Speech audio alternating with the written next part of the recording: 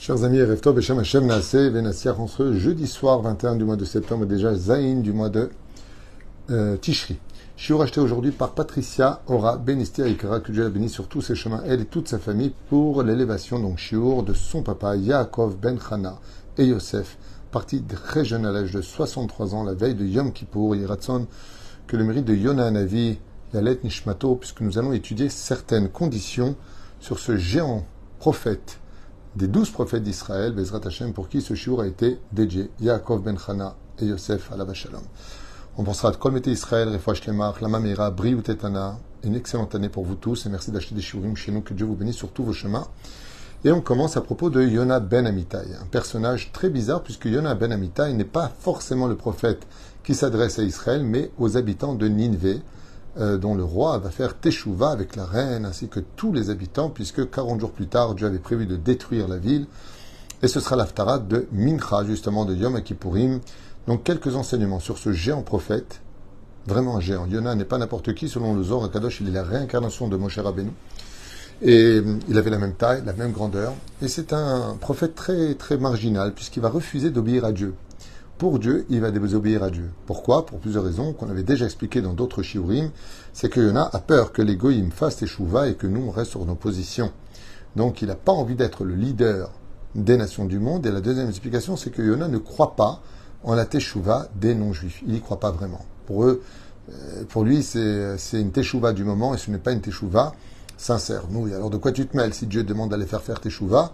Réponse, oui, mais le problème qu'il y a, c'est que nous avons 613 mitzvot, donc c'est normal qu'on trébuche après face à autant de mitzvot, tandis que eux, les nations du monde, n'ont que 7 mitzvot à faire, qui ne sont que des mitzvot du rang social. Ça veut dire tout ce qui touche au social, ne pas tuer, ne pas voler, ne pas faire d'inceste. C'est des trucs que les palais de justice les plus laïques mettront eux-mêmes en pratique. Donc, quelque part, il n'y avait pas lieu de leur demander de faire teshuva.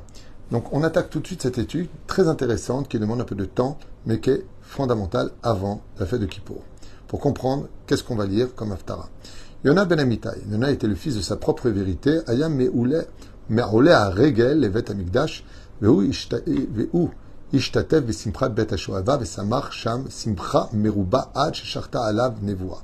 Comment est-ce qu'il est devenu prophète? Eh bien, il montait tout le temps Bet Hamikdash et surtout participait à Bet HaShoeva, la fête de l'eau, pour lequel il rentrait dans une joie tellement intense qu'il en est devenu prophète. De là, on apprendra que la première base pour entrer en contact avec Dieu, c'est d'être heureux. Plus grand Yetzer Hara, et je dirais que la plus dure de toutes les mitzvot de la Torah, c'est de prendre sur soi la joie de vivre, malgré les épreuves. C'est parce que si on a toutes les raisons de l'être, c'est plein mérite. Et tout ça pourquoi nous dit l'écoute Shimoni, pour nous apprendre par Yona qui était ce prophète, comment est-il devenu prophète. Il avait une telle joie de vivre que Kadosh Baruch Hu n'a pas voulu laisser l'occasion d'un tel personnage qui avait toujours cette joie de vivre. Et c'est pour ça qu'il va un peu la perdre, puisque Dieu va lui demander quelque chose d'une épreuve terrible qui va l'attrister un tant soit peu. Et on verra Yona à la fin de son livre d'ailleurs se plaindre à propos du Kikayon et être malheureux. Et Dieu lui dit, oh, on se calme. Regardez bien ce qui est marqué dans l'histoire. Est-ce toi qui les fait pousser? Oufren. Le date Rabbi Shimon ben Lakish. Resh Lakish, Yona Hanavi, Mishevet Asher Aya. Donc selon la Gemara, Resh Lakish il dit qu'il était de la tribu de Asher. Le date Rabbi Eleazar, Yona Hanavi, Shevet Zvulun. Et selon Rabbi Eleazar, il était de la tribu de Zevulun. Rabbi Levi Beshem Rabbi Yochanan, Omer, chez Elu ve'Elu, Divrei Elokim Chaim, car les deux avaient raison. Sa mère était de la tribu de Asher et son père était de la tribu de Zvulun. Parce que c'est marqué dans Maseret Souka, Perek Aleph, Talmud de Jérusalem. Yona Hanavi, Aya, Bna Shel Aisha Tzarfatit. Et oui, on nous parle de cette femme Tzarfatit qui n'était pas de France, qui était du village qui s'appelait Tzarfatit, à l'époque de Eliyahu Hanavi. Car il faut savoir que cet enfant qu'on appelle Yona est mort à l'âge de 9 ans, et que le prophète Eliyahu Hanavi va s'allonger sur lui, front contre front, nez contre nez, bouche contre bouche, et va lui donner de l'énergie pure pour qu'il revienne à la vie. Et c'était la fille de la Tzarfatite qu'on appelait, de ce village-là. Et Yona va revenir à la vie, il revient du monde des morts, pour lequel il deviendra plus tard un des 12 plus grands prophètes d'Israël, même s'il fait partie de 12 petits prophètes face à Yecheskel, Isaïe et Yirmiyahu. טוב, שפרנסה את אליהו הנביא זכור לטוב, ושכר זו זכתה אליהו שהחיה את בנה המת, יונה הנביא, Veunikra Beshem Ben Amitai. Pourquoi est-ce qu'on l'appelle Yona Ben Amitai? Pas simplement parce que son père était le fils, parce qu'il était le fils de la vérité, mais Amitai qui veut dire celui qui revient de la mort. Apia Pasuk Ataze Yadati ki ish Elokim ata udvar Hashem beficha emet. Ok, éphémère. Yona Navi. Mashach et Yehu ben Namshi. Un des rois d'Israël a été oint par le prophète Yona Hanavi, Bezrat Hashem, ou Ve'erich Yamim Ad Amelech Schayahu, Shemalach al Israël, Bishnat Shalosh, le Briat Haolam, donc il dit une date, c'est pas important, les Fizeh Yatsa, Yona Hanavi, Erich Yamim, les Malam Mea, Ve'esrim Shana Ve'yoter.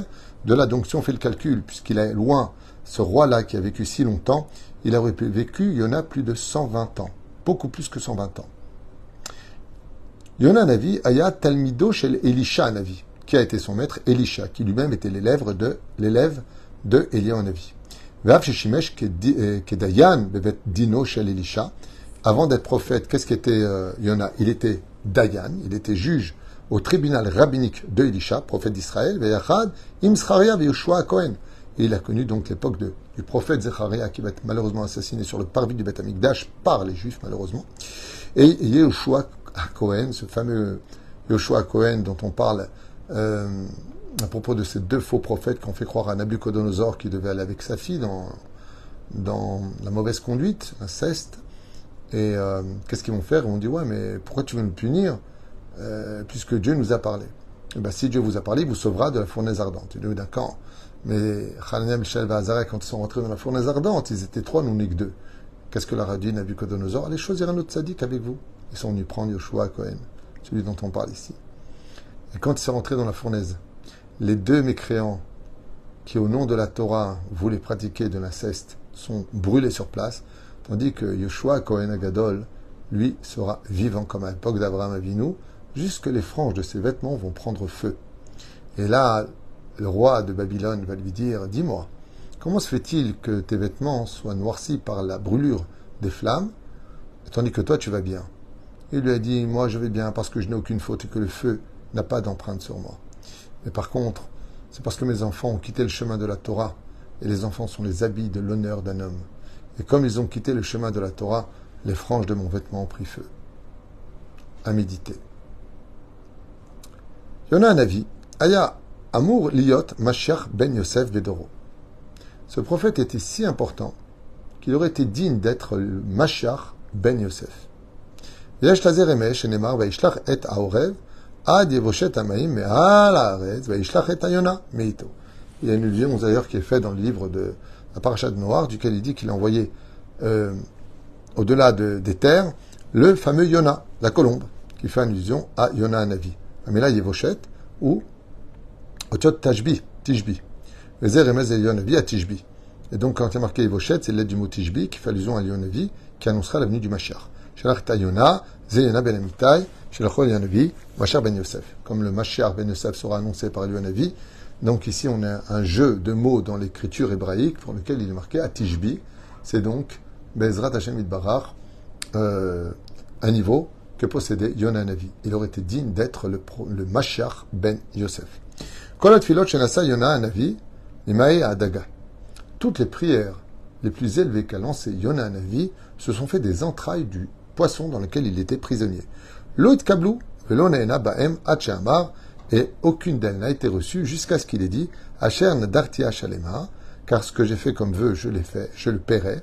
Beota Iftiach le Leviathan, Shechalek Mipsaro la Tzadikim la Tidavo. Et quel neder a fait Yona pour que cette prière soit exaucée de la souffrance dans laquelle il était dans les œufs, des millions d'œufs dans le ventre de la daga, de cette poissonne, c'est quand il a promis au Léviathan que quand viendra le moment de la Géoula, il a fait le neder qu'il sera consommé par les tzadikim. Donc le Léviathan a laissé passer sa prière. Kol hamelachim shayu im Yona Hanavi basfina nidgairu kulam. Et regardez bien ce qui a marqué, que tous les matelots qui étaient sur le bateau, donc il faut connaître l'histoire de Yona pour comprendre de quoi on parle. Yona veut fuir Israël pour fuir la prophétie. De là, on apprendra que quand on fuit Israël, on fuit Dieu, puisque Dieu est en Israël. Donc comme il n'a plus envie de rentrer en contact avec Dieu dans la prophétie, parce qu'il n'a pas envie d'accomplir la teshuva de la ville de Ninvé, donc il dit, il va se sauver de là-bas. il va monter sur un bateau pour quitter le port de Yafo. Et Dieu va organiser une tempête terrible qui va juste être au-dessus du bateau. C'est quand même terrible de voir un bateau qui est en pleine tempête et autour, tu peux faire du ski nautique. C'est quand même très curieux. Donc tout le monde comprend qu'il y a un problème. Il y en a descend au fond de la cale et il dort profondément. Les matelots le réveillent, comprenant qu'il y a un problème. Et qu'est-ce que vont devenir ces matelots quand ils vont voir que Yona va, en fin de compte, dire descendez-moi de l'eau et vous verrez que la tempête va s'arrêter. C'est ce qui va se passer. Retourner en Israël et tout le monde est parti se convertir en montant au Beth Amikdash. Et qu'est-ce que sont devenus tous les matelots? Ils se sont convertis grâce à Yona. Sharou Yad Hashem Nasu Ger Tzedek V'Chamim Gdolim Batorah. Comme l'enseigne le Zohar HaKadosh, non seulement ils se sont convertis, mais sont devenus des géants en Torah. Valem Anu Ombrim Vakshim Batfila.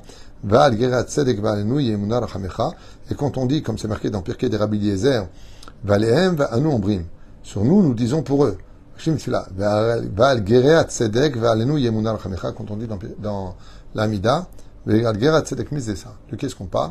On parle des fameux matelots qui ont eu le mérite d'avoir rencontré Yona Hanavi, car rien que de rencontrer ce grand prophète, on faisait tchouva.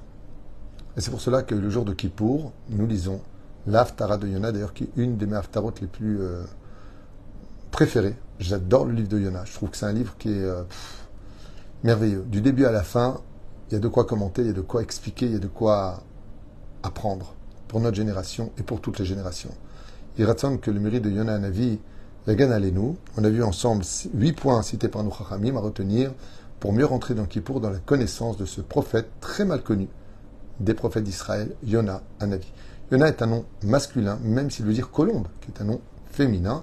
En Israël, on a l'habitude de donner ce nom pour les hommes comme pour les femmes, même s'il reste le nom d'un prophète et non pas d'une prophétesse, donc c'est un nom masculin, même s'il a connotation féminine. Baruch Adonai Leolam, Amen, Amen, Yeshuot Venchamot, Ahava, Verba, Shalom, Bereut, et bien sûr tout ce que vous désirez pour cette nouvelle année 5784. Kol Tuv ou Litraot.